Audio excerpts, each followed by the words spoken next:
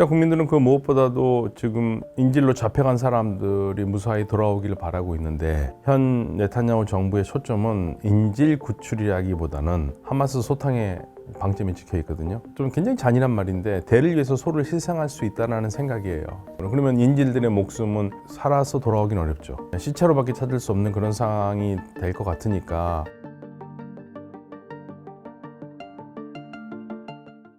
네, 안녕하십니까. 저는 서강대 유로메나연구소에서 근무하고 있는 박현도라고 합니다. 현재 이스라엘, 팔레스타인 전쟁은 어떤 상황에 처해 있나요? 상황은 방송에서 많이 나왔다시피요. 이스라엘이 지금 라파를 실질적으로 부분적으로 진입하고 있는 상황이고, 본격적으로 하기에는 국제사회의 압력이 좀 세고 미국이 너무 말리고 있으니까 아주 적극적으로는 덤벼들지 못하고 있습니다만 이미 작전은 시작한 상태고요. 상황이 그렇게 좋은 상황은 아닙니다. 결국엔 하마스를 소탕하겠다라는 일념으로 지금 하고 있는데, 하마스만 소탕하기 어려우니까 민간인 피해가 나올 수밖에 없죠. 휴전할 가능성은 어느 정도로 보고 계신가요? 휴전할 가능성이요. 그 휴전이 어떤 거에 따라서 달라요. 이스라엘은 휴전을 할 수 있는데 종전은 안 된다는 얘기를 하는 거고, 하마스는 휴전을 하면서 자연스럽게 종전으로 가자는 거고, 이게 너무 크기 때문에 휴전 자체는 할 수는 있어요. 그러나 휴전이 종전으로 가냐 아니면 말 그대로 그냥 휴전이냐, 이것 때문에 계속 협상이 깨지는 거예요. 이스라엘이 국제사회의 반대에도 불구하고 라파 공격을 포기하지 않는 이유는 무엇인가요? 일단 표면적으로 그리고 공식적으로는 하마스를 정리하지 않으면 또 작년 10월 7일에 하마스가 공개했던 것처럼 그런 일이 나올 수밖에 없기 때문에 아예 이번 기회에 근원, 싹을 잘라버리겠다, 싹의 뿌리까지 뽑아버리겠다라는 게 이스라엘의 목표인데요. 그런데 이제 미국도 그렇고 전부 다 하는 얘기가 그게 가능하겠느냐. 하마스 뿌리를 뽑는다고 해서 그게 뽑히느냐. 아니다 이거죠. 예를 들면은 이번 전쟁에서 안타깝게도 고아가 된 어린아이들 많이 있잖아요. 그냥 뭐 대놓고 말해서 그 고아가 된 아이들이 미래의 하마스다. 이건 계속적으로 나올 수밖에 없는 거기 때문에 족함을 알고 좀 멈춰라 이제, 이렇게 얘기를 하고 있는데 이스라엘은 계속 하는 거죠. 그러니까 근본적으로 네타냐후 총리는 팔레스타인이라는 국가를 세워줄 마음이 전혀 없어요. 그렇기 때문에 가자를 완전히 평정을 하고, 그리고 이제 궁극적으로 요르단강 서안까지도 팔레스타인 국가를 쓰지 않도록 하는 게 목적이죠. 그래서 그 한 축인 가자를 완전히 정리하고 싶어 하는 겁니다. 라파 공격에 대한 이스라엘 내부 반응도 엇갈리고 있습니다. 길어지고 있는 이8 전쟁에 대해 이스라엘 국민들의 반응은 어떤가요? 일단 국민들은 그 무엇보다도 지금 인질로 잡혀간 사람들이 무사히 돌아오기를 바라고 있는데, 현 네타냐후 정부의 초점은 인질 구출이라기보다는 하마스 소탕에 방점이 찍혀 있거든요. 그래서 좀 굉장히 잔인한 말인데, 대를 위해서 소를 희생할 수 있다는 생각이에요. 그러면 인질들의 목숨은 살아서 돌아오긴 어렵죠. 시체로밖에 찾을 수 없는 그런 상황이 될 것 같으니까, 국민들은 전쟁 그만둬라. 이제 너무 오래 하고, 이쯤 되면은 그만두고 그다음에 인질을 구출하던가 해야 되는데 왜 그런 건 하나도 하지 않느냐라는 게 지금 이스라엘 국민들의 반응이죠. 하마스를 좋아해서 그런 건 아니에요. 하마스는 다 싫어해요. 그건 당연히 싫어하는데, 인질들을 구출을 해야지 정부가 할 일인데 그건 하지 않고 지금 뭘 하느냐, 그 얘기를 하고 있는 겁니다. 그 무엇보다도 인질 구출이 가장 국민들이 바라는 거죠. 가족들이 살아있지 않습니까? 가족들이 지금 애타게 기다리고 있는데, 시간이 흐를수록 인질들은 목숨을 잃을 건 뻔하잖아요. 그래서 지금 그것 때문에 국민들이 반감이 큰 거죠. 이8 전쟁이 생각보다 길어지고 있습니다. 장기전이 되어가는 이유가 무엇이고 언제쯤 끝날 것으로 예상하시나요? 사실은 역대 이스라엘과 하마스의 전쟁에서 가장 긴 게 50일이었거든요. 처음 전쟁이 났었을 때 50일은 넘을 것이고, 그래도 2달은 가겠다라는 게 일종의 하나의 그 의견들이었었어요. 근데 그 문제 뭐 다 예상들이고요. 저도 뭐 그렇게 오래 갈 거라고 생각은 못 했는데, 근데 전쟁 초기부터 네타냐후 총리는 한 말이 있습니다. 작년 말로 내년까지 갈 수 있다. 내년 연말까지. 그러니까 올 연말까지 갈 수 있다는 얘기죠. 미국 대선이 있지 않습니까? 미국 대선까지 충분히 끌 수 있다고 생각을 하는 것 같아요. 그래서 장기전으로 갈 가능성이 굉장히 크죠. 지금 현재로서는. 이8 전쟁 이후의 중동은 어떤 국면에 놓이게 될까요? 이제 이8 전쟁이라기보다 이스라엘 하마스 전쟁이라고 얘기해야 될 것 같은데요. 이스라엘 하마스 전쟁 다음에 중동, 만약에 종전이 된다. 그러면 가장 먼저 나올 문제는 팔레스타인 국가 문제가 나올 겁니다. 팔레스타인 국가를 건설해 줘야 된다. 이거 건설하지 않고서는 이 문제 계속될 수밖에 없다. 사우디아라비아도 이 부분에서 뭐라고 얘기하냐면 전쟁이 끝난다면 복구 사업이 될 텐데 이스라엘 팔레스타인 문제가 해결되지 않다 해서 복구해봤자 또 파괴된다 이거죠. 그러니까 완전하게 팔레스타인 국가가 서야지 복구를 할 수 있다는 얘기거든요. 그래서 이 팔레스타인 국가 문제가 나올 거예요.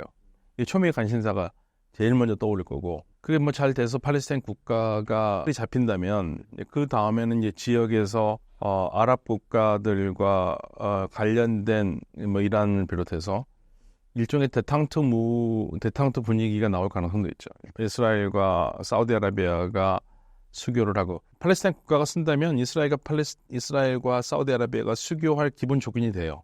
가장 중요한 조건이거든요. 그러면 이스라엘과 사우디아라비아가 수교를 할 가능성이 크고요. 그러면 사우디아라비아하고 이란은 사이가 나빠지느냐? 아닙니다. 제가 봤을 때는 그러지 않을 것 같아요. 아랍 국가들은 더 이상 이쪽 지역에 전쟁이 없어야지 경제 발전을 하기 때문에 이란과도 경제적으로 활발하게 교역을 할 가능성이 있어요. 예, 지금 그게 전체적으로 희망적으로 보면 그런 그림을 그릴 수 있습니다. 이스라엘이 이번 전쟁이 끝나면 헤즈볼라와의 전쟁 가능성도 있다고 말씀해 주셨는데 어떤 내용인가요? 네, 그러니까 헤즈볼라는요, 하마스와의 상황에 따라서 대응이 달라질 거예요. 계속적으로 이스라엘이 하마스를 쪼이고 부딪히면 헤즈볼라도 공격을 할 거고, 그런데 전쟁이 이스라엘과 하마스의 헤즈볼라 전쟁이 된다는 것은 어떤 의미가 되냐면, 만약에 팔레스타인 국가가 섰다, 그러면 여기 안정이 된다. 그러면 이제 이스라엘 입장에서는 북쪽 국경선이 문제거든요. 북쪽 국경계는 바로 붙어 있는 게 헤즈볼라니까. 그런데 헤즈볼라 전쟁을 하지 않으려면 헤즈볼라가 이스라엘과 완충지대를 만들어줘야 돼요. 이스라엘 입장에서는. 예, 그러니까 우리는 휴전선이 있고 휴전선의 북쪽으로 2km, 남쪽으로 2km, 총 4km 비무장지대가 있는데 이스라엘과 레바논 사이에는 그런 비무장지대가 없어요. 그렇기 때문에 헤즈볼라가 이스라엘 쪽으로 포탄을 날리면 이스라엘도 반대로 포탄을 날리거든요. 그런데 헤즈볼라가 포탄을 날린 쪽에는 주민 피해가 그렇게 많지는 않지만 이스라엘은 집중적으로 살고 있는 지역이거든요. 그러니까 지금 현재 이스라엘 북부 쪽 사람들이 전부 다 지금 피난가 있는 상태입니다. 8만에서 한 20만 된다고 그래요. 그럼 이스라엘 입장에서는 종전이 되면 이 사람들을 다시 이 북쪽의 원래의 집으로 되돌려 놓으려면 헤즈볼라가 뒤로 물러서줘야 되는 거거든요. 그래서 이 헤즈볼라가 있는 지역에 리타니 강이 있는데 리타니 강 북쪽으로 올라가라. 남쪽을 비워두고. 근데 이제 헤즈볼라는 그건 비현실적이다. 왜냐하면 우리 여기 다 돼 있는데 왜 우리가 올라가냐. 그래서 이제 이 부분이 이스라엘로서는 골치 아프기 때문에 칼을 꺼내맨 김에 배도 깎고 사과도 깎는다라는 입장에서 헤즈볼라하고도 한판 할 수밖에 없는 상황이 되지 않을까라고 이제 내다보는 거죠. 이스라엘이 전쟁을 계속 지속할 수 있는 이유는 무엇인가요? 가장 큰 거는 미국의 지원이 있기 때문에 그렇죠. 미국의 지원이라는 것은 미국이 말리지 못하고 있고 그다음에 무기를 계속 주고 있지 않습니까? 처음부터 나왔던 얘기가 이 전쟁이 끝나려면 미국이 무기를 지원하지 않으면 된다. 근데 미국이 무기 지원을 하지 않겠다는 말을 한두 번 했지만 사실 계속 지원을 하고 있거든요. 근데 또 미국의 입장에서는 지원을 계속 하지 않을 수 없는 입장을 만약 이해해 보는다면 어떻게 이해할 수 있냐면 하마스와 이스라엘과의 싸움에서 이스라엘은 굳이 많은 무기가 필요하지 않아요. 있는 거 쓰면 돼요. 근데 문제는 아까 말씀드렸듯이 헤즈볼라하고 한판을 한다면 헤즈볼라가 도발을 한다면 헤즈볼라한테는 무기가 필요하거든요. 그러니까 미국은 생각을 하는 거예요. 이 하마스만 갖고는 안 줘도 되는데 우리가 안 주면 헤즈볼라와 문제가 생겼을 때 이스라엘이 위험에 빠질 수 있겠구나. 이것 때문에 지금 무기를 주는 거거든요. 근데 그 무기를 주는데 그러면 계속 이스라엘을 지원하는 형태가 되고 이스라엘은 사실은 뭐라 그러냐면 미국이 무기를 안 줘도 우리는 땅을 파서라도 손톱으로도 싸우겠다 뭐 이런 얘기를 하잖아요. 그래서 이스라엘로서는 지금 아쉬울 게 하나도 없죠. 근데 미국이 불안한 거죠. 근데 미국이 무기를 안 줘서 이스라엘을 위험에 처하게 만들 수는 없는 거고 미국 입장에서는. 그래서 이 부분을 이스라엘이 잘 이용하고 있는 겁니다. 미국이 계속 지원을 하는 이유가 미국 대선이라는 의견도 있고 미국 내 유대인의 영향력 때문이라는 의견도 있습니다. 교수님은 어떻게 생각하시나요? 여러 가지 복합적인데요. 일단 대선이 영향을 주는 건 맞아요. 만약에 대선 시기에 있지 않고 이게 대선 아닌 시기에 열렸다면 미국이 좀 더 강경하게 나왔을 가능성도 있어요. 근데 지금 대선과 맞물려 있죠. 대선이 맞물리면 대선에는 돈이 필요하고 정치 자금 낼 사람들도 많이 필요하고 예, 그렇게 되면 당연히 재력을 가진 주이시 아메리칸 또는 이스라엘 로비스트 이쪽에서 돈이 많이 나오니까 특히 민주당에는 이스라엘 로비 장학생들이 많다고 공화적보다 상대적으로 더 많은 걸로 알려져 있거든요. 예, 그러다 보니까 그 바이든 대통령도 많은 후원을 받았고 그래서 그러한 입장을 무시할 수가 없어요. 그래서 학생들이 지금 반전 시위를 하는데 또 학생들 말을 들어주면서도 또 이쪽을 안 들어줄 수도 없고 갈팡질팡 우왕좌왕하니까 바이든 행정부에서 당신은 도대체 팔레스타인 정책이 뭐냐 이런 말이 나오는 거죠. 예, 그래서 지금 대선이라는 미묘한 국면에서 선거에서는 이겨야 되겠다라는 생각이 있으니까 어쩔 줄 모르는 거예요. 지금 어떤 거 하나를 끌지를 못합니다. 돈도 필요하고 그다음에 대학생들 대체적으로 민주당 지지층이 많은데 이들을 거슬리면 표가 날아가고 그러니까 되게 애매한 거죠. 대선 결과에 따라 이스라엘 받은 영향은 어떤 식으로 달라질까요? 이스라엘은 어차피 누가 되든지 상관없을 겁니다. 이스라엘에 대해서 반대 정책을 펴지 않을 거기 때문에 예를 들면 트럼프 대통령 후보도 처음에는 전쟁 반대했죠. 전쟁 그만한 휴전을 얘기를 하다가 정작 바이든 행정부에서 이스라엘이 잠깐 말을 안 되니까 무기를 그만 중단하겠다. 그러면 무기를 중단하면 사실은 이스라엘은 굉장히 압박이기 때문에 이스라엘도 생각을 한번 하지 않을 수가 없거든요. 그러면 전쟁을 중단을 요청했던 트럼프 후보 같은 경우에도 바이든 행정부가 그래 맞아 무기를 주지 말아야 된다 동의해야 되잖아요. 바로 뭡니까? 왜 무기를 안 주냐고 우리 비판하거든요. 예, 그래서 트럼프도 자기의 표를 위해서 지금 전쟁을 이용하지 어떤 굳건한 정책이 있어서 이스라엘을 대하는 건 아니기 때문에 양쪽이 다 마찬가지입니다. 민주당이나 공화당이나 그 표에 흔들리는 거죠. 표와 돈에 흔들리는 겁니다. 미국이 이스라엘에 대한 억제력을 많이 잃은 것으로 보입니다. 이스라엘이 미국 말을 안 듣고 움직일 수 있는 이유는 무엇인가요? 굉장히 오래전에 네타냐후 총리가 한 말이 있는데 미국을 최대한 이용해야 된다는 얘기를 많이 했었어요. 예, 그러니까 이스라엘이 미국을 최대한 이용해서 할 수 있는 건 다 하고 싶어요, 해요. 그리고 그 많은 능력이 이스라엘을 지지하는 미국 내의 유대인 자본가들 세력도 무시할 수 없는 세력이고요. 그렇기 때문에 지금 미국이 갈수록 억지력을 더 쓸 수가 없는 상황입니다. 이거는 2007년에 나왔던 책, 이스라엘 로비 and the U.S. Foreign Policy라는 책을 시카고 대학의 석학인 존 미어샤이머 교수가 공저를 했었는데 그분이 하는 얘기가 바로 그거예요. 미국은 미국의 국익에 맞는 외교 정책을 펼치기가 어렵다. 왜? 이스라엘 로비 때문에. 친이스라엘 로비 단체가 미국의 정책을 좌지우지하기 때문에 예를 들면 이번에 팔레스타인 문제에서도 미국의 국익이라는 게 있지 않습니까? 거의 모든 나라들이 지금 미국을 비난하고 있고 그러니까 미국으로서는 국제 리더십에 상당한 상처를 입기 때문에 이들의 의견을 들어서 듣는 게 사실은 미국의 국익에 맞는 거거든요. 근데 못하잖아요. 예, 미어샤이머 교수가 말하는 게 바로 이스라엘 로비 때문에 그런다는 거예요. 예, 그래서 미국이 이스라엘에서 억지력을 발휘할 수 없는 게 이스라엘 로비하고 또 하나 우리가 들 수 있는 거는 크리스천 자이어니스트. 예, 영어로는 그렇게 되고 보통 우리말로 하면 그리스도교인이면서 시온주의자들. 그러니까 시온주의자라는 것은 완전한 유대 국가를 세워야 된다고 지지하는 사람들이거든요. 근데 예수를 믿는 사람들이 그걸 한다 이거예요. 놀랍다 생각을 하죠. 아니 예수를 믿는 사람들이 유대교, 시온주의와 뭔 상관이냐 하는데 미국에서 힘이 센 크리스찬들이 정치적, 경제적 영향력이 큰 사람들이 어떤 생각을 가지고 있냐면 예수가 재림한다고 믿고 있거든요. 예, 그리스도인들은 예수가 재림하는데 보통 사람들은 예수가 재림하는 걸 기다려요. 그런데 이 사람들은 예수가 재림을 하려면 조건이 뭐야 되냐면 완전한 시온주의 국가가 완성이 돼야 되는 거예요. 그럼 예수가 재림을 하고 그 재림을 하고 유대인들이 회개해서 반성하고 다 크리스찬이 되는 겁니다. 예, 그래서 세상에 종말이 온다라는 거예요. 이러한 생각을 가지고 있기 때문에 이들은 예수의 재림이라는 중요한 조건을 완성하기 위해서는 시온주의 국가가 완성이 돼야 되는 거고 그렇기 때문에 이스라엘에 대해서 지지를 하는 거죠. 그게 이제 미국에서 이 사람들의 영향력이 크니까. 그래서 이 두 가지를 들을 수가 있어요. 하마스에 대해 중동 국가가 침묵하는 이유는 무엇인가요? 그리고 유독 이란만 하마스를 도와주는 이유는요? 하마스가 가지고 있는 종교적 색깔 때문에 그렇습니다. 만약에 하마스가요, 종교적 색채가 없고 그렇다면은 많은 아랍 대의를 움직일 수 있을 텐데 하마스는 이슬람을 바탕으로 해서 독립운동하는 사람들이거든요. 예, 그리고 이들의 궁극적인 목표는 이슬람 국가 건설이에요. 그런데 이슬람 국가 건설이고 하마스는 무슬림 형제단에서 나온 파생된 거기 때문에 무슬림 형제단처럼 공화정을 지지합니다. 그러면 아랍 국가들 산유국들은 다 왕정이죠. 예, 좋아할 수가 없어요. 왕정 탑하니까. 그래서 아랍 국가들이 팔레스타인 문제에 대해서는 굉장히 지지를 하고 팔레스타인 사람들의 고통을 동감한다고 하면서도 하마스를 지지하는 얘기 안 하잖아요. 예, 바로 그것 때문에 그렇습니다. 하마스를 지지할 마음이 없어요. 그렇기 때문에 하마스가 외따로 돼 있는 거고, 하마스를 유일하게 지지하는 국가라고 하면은 지금 현재 중동에서는 이란이죠.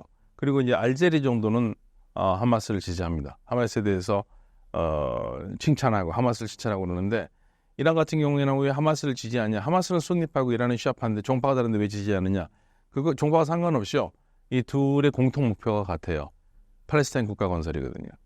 예, 그리고 이란은 하마스가 가지고 있는 이슬람적 사상 나쁘지 않다고 생각해요.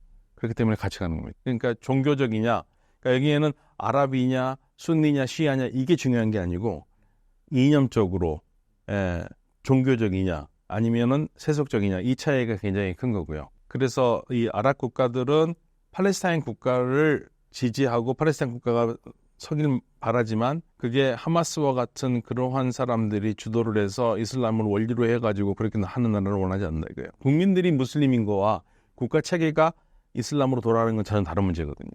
예, 그래서 아랍 국가들은 그런 분명히 색채를 달리하고 있고 아랍과 이란이 다른 거고 이란은 하마스를 지원하는 겁니다. 그렇다면 하마스의 배후를 이란으로 봐도 되는 걸까요? 아니요. 하마스의 배후는 이란 아니에요. 하마스와 이란은 전혀 다른 조직이에요. 전혀 다른 색채를 가지고 있는 하마스는 순니파 이슬람 원리주의고요. 이란은 시아파 이슬람 원리주의, 즉 이슬람주의이기 때문에 둘은 종파적으로는 달라요. 다만 둘이 공통적으로 하는 것은 팔레스타인 국가 건설, 즉 팔레스타인 국가 건설도 있지만 시온주의 멸망, 시온주의를 없애는 거, 이게 이제 양측의 공통적으로 가지고 있는 목표죠. 이란과 이스라엘 혹은 이란과 미국의 확전 가능성은 얼마나 된다고 보시나요? 이란이 확전할 마음은 전혀 없습니다. 미국도 확전할 마음은 전혀 없어요. 확전하고 싶은 나라는 하나밖에 없습니다. 이스라엘밖에 없어요. 이스라엘은 어떻게 해서든지 전쟁을 끌어서 이란을 때리고 싶어해요. 이란을 때리는데 혼자 때리기 어려우니까 미국을 끌어 들어오고 싶어해요. 그래서 계속적으로 이란을 툭툭 건드리는 겁니다.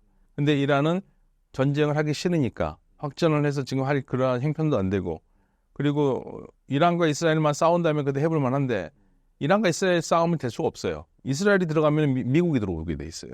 그럼 이건 미국과 이란 싸움이 되는 거거든요. 이스라엘이 노리는 게 그거고요.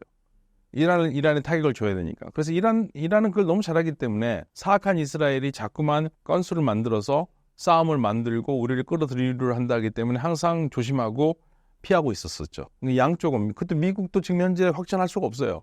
안 그래도 지금 우크라이나 전선이 열렸죠. 하마스 전선도 열렸죠. 근데 거기다 또 이란 전선을 추가하라고요. 이거는 이란 미국으로서는 자살행위와 똑같아요. 특히 대선을 앞두고 있는 상황에서.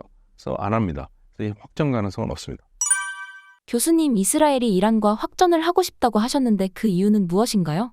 네타냐후 총리가 몇 년 전에 인터뷰에서 그런 얘기를 했었죠. 이스라엘을 위협하는 있다면 무엇이 가장 이스라엘이 위협적인 거냐?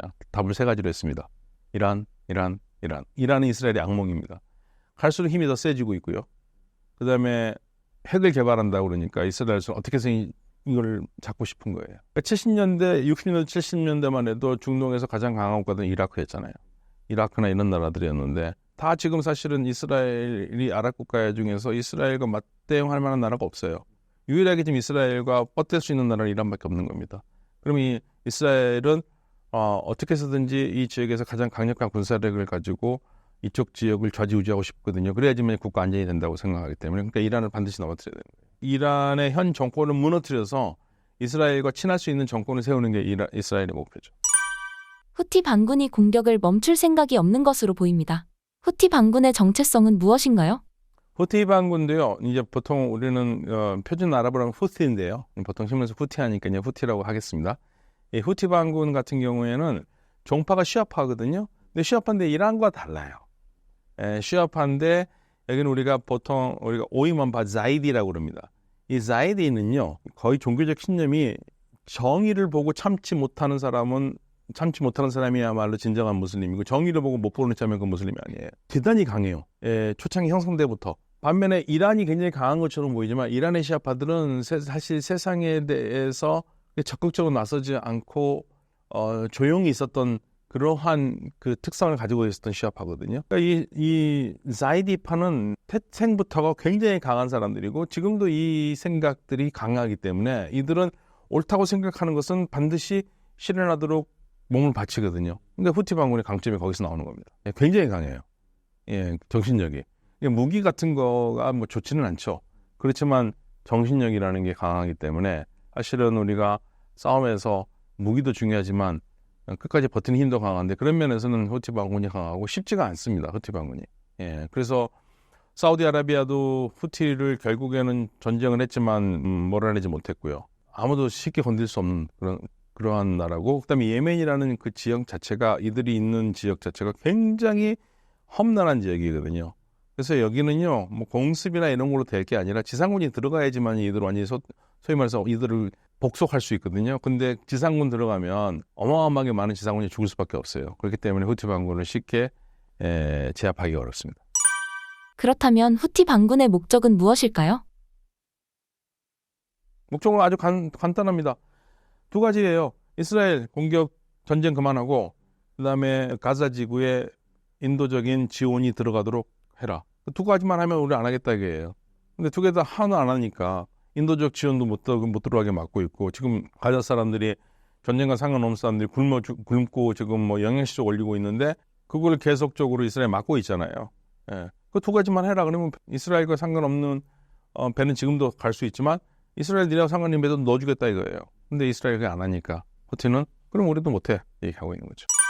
교수님이 생각하시기에 중동에서 2.8 전쟁 이외에 주목해야 할 부분이 있다면 무엇일까요? 뭐 중동에서 2.8 문제 외에 중요한 정치적인 정세를 흔들 만한 거는 이란이죠. 역시 이란 핵 문제. 국제사회가 가장 관심을 갖고 있으니까요. 이란은 평화적인 핵 개발을 한다고 얘기를 하고 있고, 그렇지만 주변 국가들이나 국제사회는 이란이 그럴 리가 없을 거라고 생각하고 있고, 그래서 이게 이제 가장 첨예한 관심사죠. 이란은 현재 국제적으로, 경제적으로 어떠한 상황에 처해 있나요? 경제적으로 굉장히 어렵죠. 경제적으로 어렵다 그러면 이제 잘 와닿지 않으실 텐데, 제가 그냥 환율로 얘기를 할게요. 환율이 보통 그 경제 지표를 많이 얘기를 하니까 2015년에 제재가 막바지에 막 오르고 있었을 때 1달러가 이란 돈으로 37,000리알이었습니다. 이게 이제 이란은 단위수가 너무 높기 때문에 37,000 리알을 0을 하나 빼고 3,700토만이라고 그러거든요. 그래서 1달러가 3,700토만이었어요. 그런데 요즘 이란 환율이 1달러가 거의 6만 토만이에요. 거의 15배. 그러니까 말 다 했죠. 환율이 그 정도라면 말 다 했죠. 근데 이란이 이제 워낙 안에서 자체에서 생산하는 게 있기 때문에 가보면 이게 제재받는 나라 맞아? 이렇게 얘기를 하지만 실질적으로 굉장히 어려운 상황입니다. 미국이 계속 제재를 해왔고 제대로 된 국가 발전하기가 어려워요. 모든 걸 스스로가 다 해야 되는 입장이에요. 조금이라도 뭐 핵과 관계됐다 그러면 안 파니까. 예를 들면은 항공기 이런 분들이 지금 금수 조치된 게 너무 많아서 이란의 비행기가 미국에서 사온 보잉 같은 거 있는데 보잉이 다 낡아 빠져 있어요. 아주 구형이고, 그리고 부품도 조달을 못해요. 왜냐하면 안 파니까. 국제적으로 굉장히 어려운 상황이죠. 최근 헬기 사고로 인해 이란 대통령과 외무장관이 사망했습니다. 우선 에브라임 라이시 대통령은 누구인가요? 이란 대통령 라이시 대통령 1960년생이고요. 대단히 그 혁명 정신에 투철한 그렇게 자라왔고, 그래서 이 혁명 이후에 이란 이라크 전쟁에서도 참전을 했었고, 그리고 지금 현 최고 지도자 하메네이의 아주 훌륭한 학생이었어요. 제자입니다.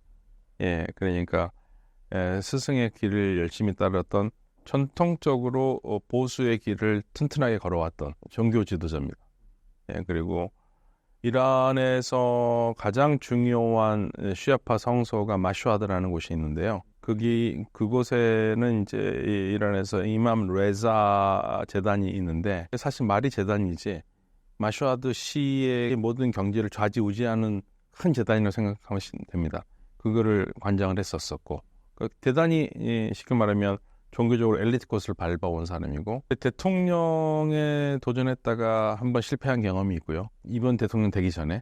그리고 이번 대통령 될 때 이제 대통령이 되긴 됐는데 역대 대통령 선거 중에서 가장 투표율이 낮은 대통령 선거였어요. 그 말은 무슨 말이냐면 조금이라도 개혁적인 사람들, 그리고 이란의 변화를 바라는 사람들, 체제에 조금의 그 숨통이 트이길 바라는 사람들은 아예 그냥 투표장에 가지를 않은 겁니다. 그래서 정말 찐 보수층의 표로 당선이 됐기 때문에 지지 기반은 넓지는 못해요. 그래서 그리고 이제 보수적인 색채 얘기들을 많이 하고 보수적인 정책을 많이 했기 때문에 젊은이들이나 이런 사람들한테는, 개혁적인 사람들한테는 인기가 없는 그런 대통령이었죠.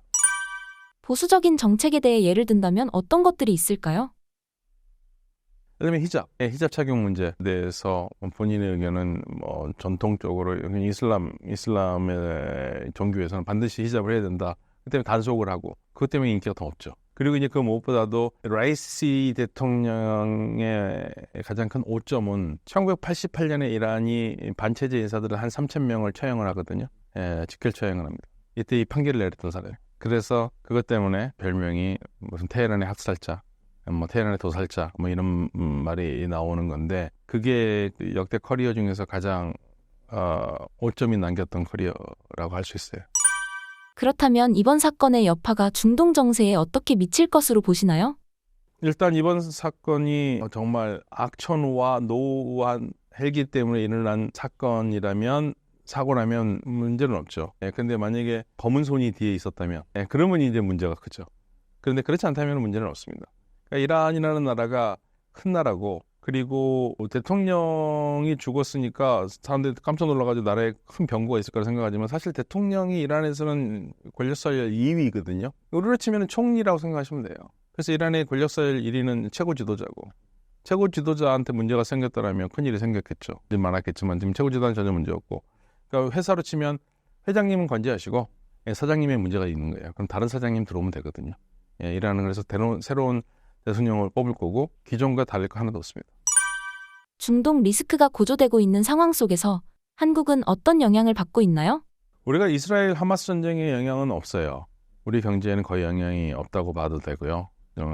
그래서 다행입니다. 근데 이 확전이 된다면 그게 큰 문제가 되는 거죠. 근데 확전이 될 가능성이 현재는 없고, 장기적으로 확전이 된다 그러면 우리뿐만 아니라 그럼 전 세계가 문제가 됩니다. 그런데 전 세계가 거의 자살골을 넣는 상황이 되는 그러한 확전을 원하지 않기 때문에, 이란도 미국도 원하지 않기 때문에 확전은 될 가능성은 없고요. 지금처럼 조심스럽게 안전하게 디딤돌을 가면서 가기는 가겠죠. 그렇지만 큰 문제는 없을 겁니다. 다만 이스라엘 하마스 전쟁 때문에 홍해가 막혀 있잖아요. 그러다 보니까 희망봉을 돌아서 홍해로 가면 빠른 길을 적어도 1주에서 2주를 더 걸려서 유럽으로 가기 때문에 이제 그 부분이 물류 비용이 계속 올라간다. 그거 외에는 크게 우리에게 영향을 주고 있지는 않습니다.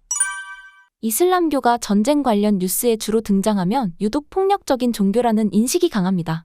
이슬람교에 대해 쉽게 설명해 주신다면요? 이슬람교를 가장 쉽게 이해할 수 있는 분들은 그리스도교 신앙을 가진 사람들이에요. 우리 한국에서 말하는 개신교 또는 기독교라고 얘기를 많이 하는데, 사실 기독교라는 말을 별로 안 좋아해요. 왜냐하면 그리스도교의 한자말이거든요. 그러면 이제 천주교, 개신교가 다 들어가는 건데, 우리나라에서 이제 기독교 하면 개신교만 얘기하는 것 같아서, 개신교, 천주교, 정교회 이렇게 예수를 따르는 사람들, 이 사람들은 이해하기가 쉬워요. 똑같이 한 분이신 하나님을 믿고요. 하느님 또는 하나님을 믿고요. 아랍어는 걸 알라라고 그러거든요.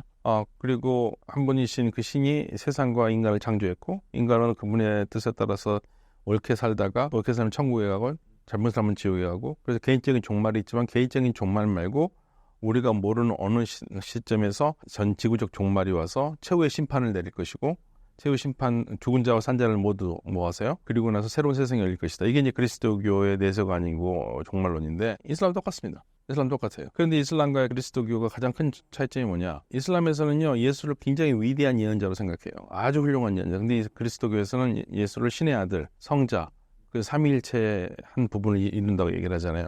이슬람에서는 그걸 이해를 못해요.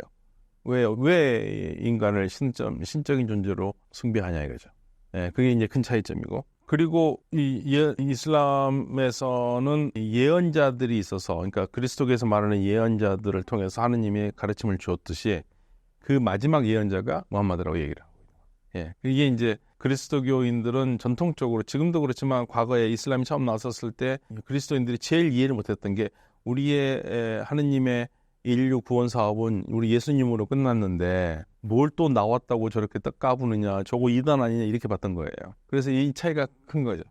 그렇지만 기본적으로 신앙의 틀이라든지 구조는 같습니다. 그 무엇보다도 그리스도교인들은 무슬림을 이해하기 어렵죠. 그런데 무슬림들은요, 그리고 그리스도인들은 이슬람을 없어도 그리스도교가 뭔지를 설명할 수 있지 않습니까? 이슬람은요, 자기는 설명하려면 우리의 신앙이 유대인들이 믿었던 하느님, 그리스도인들이 믿었던 하느님, 우리가 그걸 믿는 거다. 그러니까 이슬람을 설명하려면 유대교와 그리스도교를 안고 설명할 수밖에 없어요. 그러다 보니까 어떤 생각이냐? 포용적인 면에서는 그리스도교인들보다는 무슬림들이 더 포용적이에요.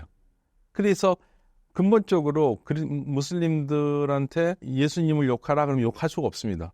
예수님을 욕한다는 것은 이슬람교를 부정하는 거하고 똑같아요. 그래서 이슬람교가 유대교나 그리스도교보다는 더 포용적이 될 수밖에 없습니다. 구조적으로 그래요.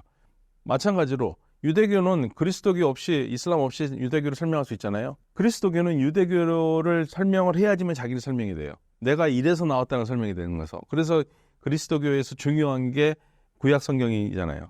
구약 성경이 있고 신약 성경이 있다고 그러는 거지 않습니까? 그래서 그리스도교가 유대교를 안고 나치를 설명하는 거죠. 그러니까 똑같은 겁니다. 이슬람은 유대교와 그리스도교를 안고 자기를 설명하는 겁니다. 그래서 내 신앙이 이런 거다 설명하는 거기 때문에 이슬람교가 세 종교 중에서 가장 포괄적이라고 할 수 있죠. 어떻게 보면 공격적인 성향을 띈다고 볼 수 있는데 그 이유는 무엇인가요? 이게 만약에요, 중세 때 신문이 나오고 언론이 있고 인터넷이 있고 그랬었으면 아마도 지금 우리가 듣는 거는 이슬람 근본주의자, 이슬람 테러 이런 거보다 그리스도교 테러, 예수 믿는 사람들이 테러하고 폭력적이다 이 얘기가 나올 거예요. 그게 그리스도교는 그런 폭력적이 아니었냐? 굉장히 폭력적이었습니다. 그리스도교가 어떻게 폭력적이 아니에요? 굉장히 폭력적인 종교였어요. 전파할 때부터. 특히 로마 시대 제국의 종교가 되면서 폭력적이었죠. 그 폭력적이기 때문에 신앙도 강요하기도 하고요. 그런데 그래서 이슬람만 폭력적이고 그리스도는 폭력적이 아니다라고 생각을 하는 사람들이 있는데 그렇지 않습니다. 그럼 왜 지금 현재 이슬람은 폭력적이라고 우리가 생각을 하느냐면 사실은 많은 부분에서 정치적인 문제와 얽혀서 이슬람을 이야기하는 사람들 때문에 그래요. 무슬림 대다수는 폭력적이 아닙니다. 근데 이슬람이라는 것을 하나의 정치 이데올로기로 삼아서 정치적 목적을 달성하는 사람들이 있다 보니까 그 사람들이 목적을 달성하기 위해서 폭력을 쓰다 보니까 폭력적으로 보이는 거죠. 그러한 폭력적인 사람들을 또 잘 이용하는 게 열강들입니다. 열강들. 예를 들면은요, 탈레반 우리가 욕 많이 하지 않습니까? 탈레반을 누가 지원했습니까? 미국이 지원했었습니다. 알카에다 미국이 지원했었어요. 그러니까 소위말해서 근본주의자, 폭력을 쓰는 사람들을 나중에 욕을 하지만 그들이 정치적인 목적이 나한테 필요할 때는 그걸 열강들을 다 이용을 해요. 그렇기 때문에 우리가 어떤 종교가 폭력적이다라는 말은 어려워요. 어떤 사람이 폭력적이다는 할 수 있는데 우리가 그리고 그 받아들이는 매체의 문제도 있습니다. 저는 이제 그 서양 매체를 보지 않고 다른 매체들을 많이 볼 수 있고 언어로 볼 수 있으면 일반 사람들은 그게 안 되기 때문에 일방적으로 우리에게 전해지는 보도만 보잖아요. 근데 우리 보도는 전부 다 서양 보도를 옮긴 거거든요. 그러다 보니까 거기에 자연스럽게 서양의 시각에 들어가고 서양의 시각에서는 이슬람은 못된 종교죠. 기피해야 하는 종교. 그런 게 우리한테 같이 들어가 있는 거예요. 그래서 우리가 이러한 폭력의 문제를 이슬람에 반드시 씌우는 게 올바른 것인가라는 걸 한번 생각을 해봐야 됩니다. 그렇다면 이슬람교가 평화적인 종교가 되기 위해서는 어떠한 목표를 가져야 할까요? 제가 무슬림들한테 요구하는 건 항상 그거예요. 이슬람의 진정한 가르침이 무엇인가? 약자를 보호하는 거 아니냐. 그래서 약자를 보호하고 공동체를 이끌어가는 그러한 정신들이 굉장히 강한 종교인데 그리스도교와 마찬가지로 그런 부분이 강조가 되지 않는 부분이 저는 개인적으로 안타깝게 생각하고 있고요. 지금 중동에서 일어나고 있는 것을 사실은 종교전쟁이라고 보기는 참 어려운데, 그래도 아무튼 이란 같은 경우에는 시아파 국가고 주변 국가들은 순니파, 이런 대립이 있는 것도 사실이에요. 사실인데 그거를 종교적인 전쟁으로 볼 것은 아니고 정치적 헤게모니 싸움으로 봐야겠죠. 예, 종교 갖고 싸우는 건 아닙니다. 예를 들면 시아파들을 더 늘리고 순니파들을 더 늘리고 이 싸움을 하는 건 아니에요. 예, 다만 서로가 정체성을 순니파, 시아파를 가지고 있어서 한 국가를 이룰 때 순니파 국가에서 시아파가 많으면 불편하죠. 왜냐하면 통일적인 생각이 안 되니까. 예를 들면 쿠웨이트 같은 경우는 예전에 시아파가 더 많았다가 이란이 혁명 난 다음에 쿠웨이트가 그거를 인위적으로 계속 순니파들을 더 받아들이면서 지금 순니파가 더 많아진 나라가 됐거든요. 그런 면에서 종파라는 것은 한 사람의 정체성, 한 국가의 정체성을 주는 면이 있는 건 사실이지만 이들이 종교를 갖고 싸우는 건 아니라고 봐야죠. 예. 반드시 종교 갖고 싸우면 된다고 보는 건 아니라고 봐야하는 게 맞는데, 겉으로 드러나서 가장 편한 건 애들 종교로 싸운다고 보는 게 제일 보기엔 쉽죠. 다만 이러한 상황이 종교로 싸운 것처럼 보이게 되는 가장 큰 이유는 1979년에 이란에서 혁명이 나는데, 이란 혁명이 이슬람 혁명이거든요. 그러니까 종교가 전격적으로 앞으로 나와서 국가의 이념이 되다 보니까 주변 국가들과 부딪히면서 이란이 종교를 전파를 하고 이슬람의 원리주의를 수출하려고 한다. 이게 79년부터 현재까지 있어왔던 경쟁 양상이거든요. 그러다 보니까 무슬림끼리 싸운다라는 얘기가 많이 나올 수밖에 없는 그런 또 구조도 있습니다. 중동에서 많은 전쟁이 발생하고 있습니다. 이런 상황 속에서 사우디의 역할은 무엇인가요? 사우디가 할 수 있는 역할이 그렇게 많지는 않아요. 왜냐하면 사우디가 일단 코가 석자예요. 제 코가 석자라서 전 세계가 석유를 좀 덜 쓰는 세상으로 가니까, 사우디아라비아 같은 경우에는 그동안에는 석유 외에 다른 게 있었으면은 석유 생산 좀 줄이고 다른 걸 더 열심히 하면 되지 이렇게 할 텐데 그게 안 되거든요. 석유밖에 없기 때문에. 그래서 사우디아라비아는 전 세계가 탈석유를 얘기를 하고 있으니까 우리도 거기에 맞춰서 탈석유 세상으로 갈 수밖에 없다. 그러니까 바빠요. 새로운 경제 기반을 만들어야 되고. 그래서 예전처럼 사우디가 오일 달러를 펑펑 쓰면서 옆에 주변 국가들에게 영향력을 치기보다는 지금 스스로 지금 자강의 길로 가고 있거든요. 다만 사우디의 역할이라는 것은 사우디가 가지고 있는 중요성이 있죠. 일단 성지 2개를 사우디아라비아가 수호하고 있잖아요. 메카하고 메디나. 그렇기 때문에 무슬림 세계에서는 대단히 중요한 위치를 차지하고 있고, 또 사우디를 일종의 리더 국가로 생각하는 나라들이 꽤 있기 때문에, 그래서 이스라엘이 사우디아라비아가 손잡고 싶어 하는 겁니다. 사우디아라비아 손잡으면 다른 나라들은 쉽게 말하면 우리가 더 쉽게 사우디를 통해서 접근할 수 있다고 생각하기 때문에. 사우디는 지금 현재 그런데 군사력도 강하지 않고요. 군사력도 굉장히 약하고, 그래서 요즘에 경제, 군사 이 2가지 문제를 해결하기 위해서 부단히 뛰고 있기 때문에 현재 사우디가 주변 국가들과 무엇을 할 수 있는 역할이라든지 큰 문제를 조정할 능력은 있지만 실질적으로 깊숙이 뛰어들어가지고 거중 조정을 하기는 쉽지는 않습니다. 사우디의 협력국과 적대국에 대해 설명해 주신다면요? 사우디는 전반적으로 협력국이라면 1979년 이란 혁명이 나면서 이란과 결이 다른 나라들, 즉 아랍 국가들, 이란은 이제 페르시아를 쓰기 때문에 아랍이 아니고요. 아랍어를 쓰는 나라들, 아랍어를 쓰고 왕정이고 이슬람 문화를 가진 나라들이 만든 게 6나라 걸프 협력국이라는 거죠. 그래서 사우디아라비아, 아랍에미레이트, 쿠웨이트, 오만, 카타르, 바레인 이렇게 6나라가 하나가 됐죠. 이게 이제 쉽게 말하면 사우디아라비아가 거기서 마탱 역할을 했었습니다. 그런데 카타르하고 사이가 나빠지면서 어떤 면에서 지금 GCC 6개국이 예전처럼 잘 돌아가지는 않지만 그래도 가장 중요한 사우디가 중요하게 생각하는 우방국들이고요. 적대국이라면은 겉으로는 이제 더 이상 그런 얘기를 하지는 않지만 가장 껄끄러운 나라는 이란이죠. 근데 이란을 대하는 태도가 예전하고 많이 달라져서 예전에는 적대를 했다면 지금은 이란과 협력을 하면서 지역의 안정을 도모하려는 그런 움직임을 보이고 있어요. 그런 면에서 사우디가 굉장히 큰 역할을 하고 있는 거죠. 근데 이제 사우디가 친하면서도 좀 이제 불편한 나라는 아랍에미레이트입니다. 두 나라는 같이 가면서도 또 경제적으로는 경쟁을 하고 있거든요. 그래서 지금 이 지역에서는 새로운 변화가 일어나고 있는데 경제적인 변화, 그다음에 국방의 변화, 이쪽 지역의 안정과 그다음에 경제를 같이 가려는 그러한 모습들이 예전에는 보기 드문 현상들이 보이고 있어요. 그래서 사우디가 그런 면에서 가장 큰 나라이기 때문에 리드하는 역할을 할 수는 있죠. 빈살만 왕세자가 등장하면서 사우디가 친미 국가에서 친중 국가로 변모해가고 있습니다. 빈살만의 의중은 무엇인가요? 친중 국가라기보다는 사우디아라비아는 지금 기술 그리고 투자 이게 다 필요한 나라거든요. 근데 미국이 그거 안 하잖아요. 중국이 많이 하니까 중국하고 친할 수밖에 없는 거고. 지금 중동 국가들은 기본적으로 친미 국가들이에요. 친미 국가들인데 경제 발전을 위해서 어떤 나라보다 손을 잡겠다는 겁니다.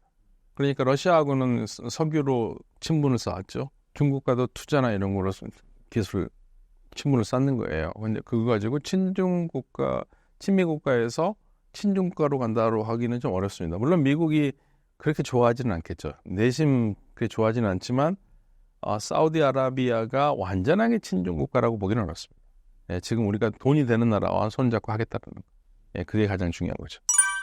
경제 안보에서 사우디가 한국과 가까워지려고 하는 모습을 보이고 있습니다. 한국을 주요 파트너로 정한 게 맞을까요? 그리고 그렇다면 한국을 선택한 이유는 무엇일까요? 사우디아라비아는 어떤 나라보다 다 손을 잡고 파트너를 하고 싶어 해요. 근데 왜 우리한테 더 관심이 있는 것처럼 보이는가? 아주 간단합니다. 우리 한국은 기술을 줄 수 있는 나라라고 생각하기 때문에. 사우디는 기술이 필요해요. 그러니까 예전에는 석유 많은 나라들은 그냥 돈만 대고 과실만 따먹었다면 이제 그렇게 해서는 국제사회에서 살아남을 수 없다는 걸 너무 잘 알아요. 그래서 이제 스스로 사우디아라비아를 비롯해서 모든 지금 산유국들이 꿈꾸는 게 뭐냐면요. 메이드 인 사우디아라비아, 메이드 인 쿠웨이트, 메이드 인 아랍에미레이트 이런 식으로 자기 나라에서 물건을 만들어서 소비하는 그런 세상을 원해요. 사우디아라비아가 그런 기술이 없기 때문에 그런 기술을 가진 기업들이 들어와서 공장을 세우고 또 기술 발전을 해야 되잖아요. 근데 국방도 해야 되고 그거를 이제 우리나라가 하고 싶은 거죠. 우리는 중동 시장을 열고 싶으니까 하고 싶은 거고 기술은 좀 줘도 우리가 더 나은 기술을 갖고 있으니까 좀 줘도 되겠고 근데 사우디아라비아는 한국은 기술을 주네.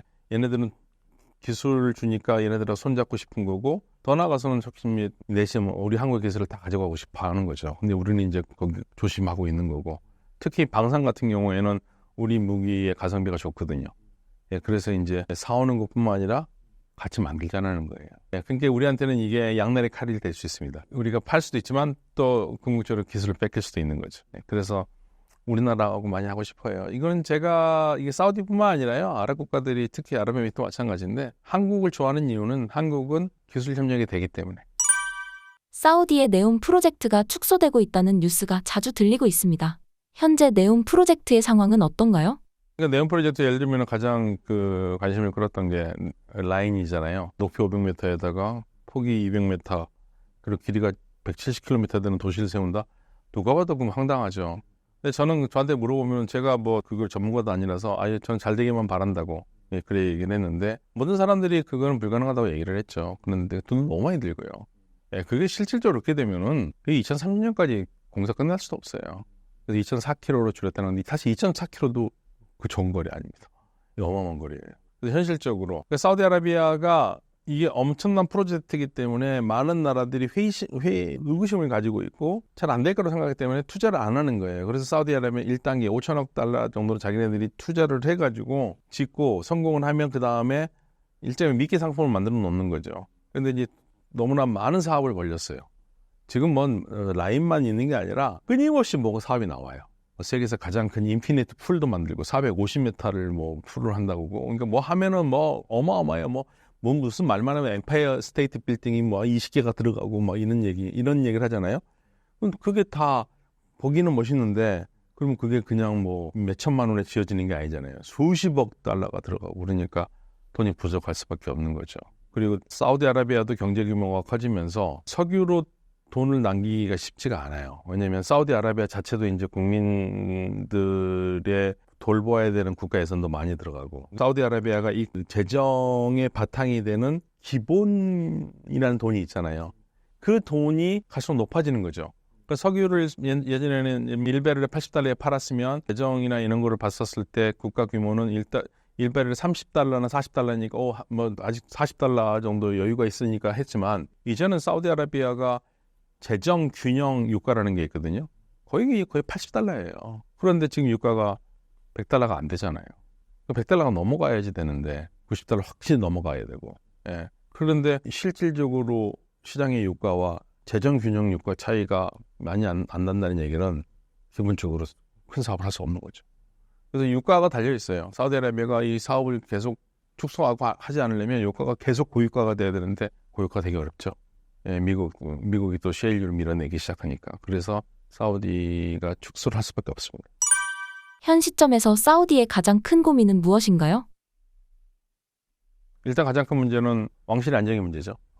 지금 살만 국왕이 건강 상태가 안 좋다는 얘기가 나와서 모하메드 빈 살만 왕세자가 지금 일본을 방문하려다가 그 계획을 취소를 했다고 그러거든요.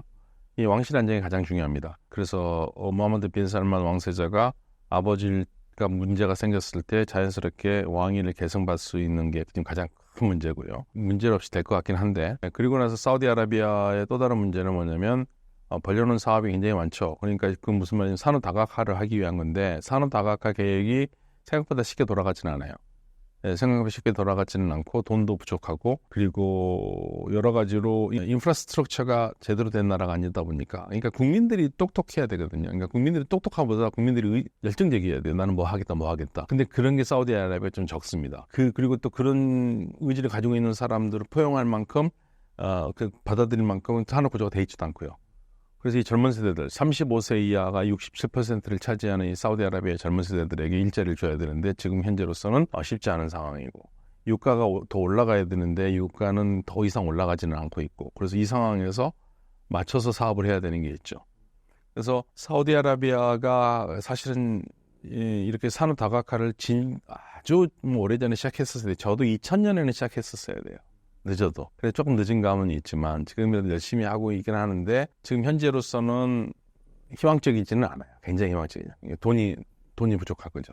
그래서 그런 부분에서 사우디아라비아가 좀 더 현실적인 프로젝트를 가야지만이 지금 발전할 수 있는데 내놓는 프로젝트들 자체들이 너무나 커요. 공상과학 만화에서나 볼 수 있는 프로젝트들이 많이 나오니까 그래서 우려를 하고 있는 거고 이렇게 되는 이유 중에 가장 큰 이유는요. 이런 디자인들을 예를 들면은 사우디의 테크노크라트들이 하면은 더 좋을 텐데 이게 전부 다 서양의 컨설턴트들이 하거든요. 컨설턴트들은 사우디아라비아 사정 중요하지 않아요. 이거 해놓고 이게 된다고 계속 밀어붙이면 되는 거니까. 그래서 이게 사실 그것도 문제입니다. 사우디의 모든 프로젝트를 외국 컨설턴트 큰 회사들이 몇 조씩 받으면서 이거를 하고 있거든요. 그래서 실질적으로 국가 발전하려면 그 계획들, 프로젝트를 사우디 공무원들이 세우고 이렇게 해야 되는데 그런 부분이 약한 거죠. 그러니까 사우디 국가 개조 프로젝트가 현실감이 떨어질 수밖에 없는 이유가 바로 거기에 있습니다. 그런 부분들, 그러니까 쉽게 말하면요, 사우디가 석유도 많고 왕실은 굉장히 부자인 것 같지만 국가 체계 자체가 우리하고는 굉장히 달라요. 그래서 이 테크노크라트들이 움직이면서 국가를 발전시켜야 되려는 그러한 구조들이 잘 안 돼 있기 때문에 이런 구조부터 바꾸는 게 더 장기적인 안목에서는 더 발전할 수 있을 것 같습니다. 신사임당 구독자분들께 해주고 싶으신 말씀은요? 네, 국제사회가 굉장히 급변하고 있습니다. 특히 러시아 우크라이나 전쟁 그리고 이스라엘 하마스 전쟁이 단순하게 우리에게 관계가 없는 전쟁이 아니라 이거는 어떤 면에서는 더 크게 보면은 거대한 체스판에서 미중 갈등과 맞물려서 이해할 수밖에 없는 상황이 되거든요. 우리도 역시 마찬가지로 굉장히 빠른 시기 내에 우리 동아시아 지역에서도 큰 변화가 있을 가능성이 굉장히 큰데 우리에게 유리한 방향으로 우리가 상황을 주도할 수 있도록 노력을 해야 되는 그런 상황에서 이 프로그램을 시청하시는 분들께서 지오폴리틱스, 지정학적인 위치를 생각하고 우리는 어떻게 세계에 대응을 해야 될 것인가를 한번 좀 깊이 생각하는 그러한 시간이 됐으면 좋겠습니다. 감사합니다.